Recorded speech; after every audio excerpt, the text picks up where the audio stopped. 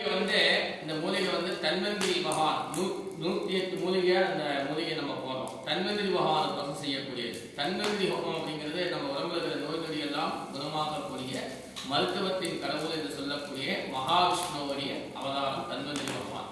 தன்வந்திரி பகவான் தமிழ்நாட்டில் ஒரு சில ஸ்ரீரங்கத்தில் ரங்கநாதர் கோயிலில் தன்வந்திரி பகவானுக்கு தனியாக கோயில் இருக்கு.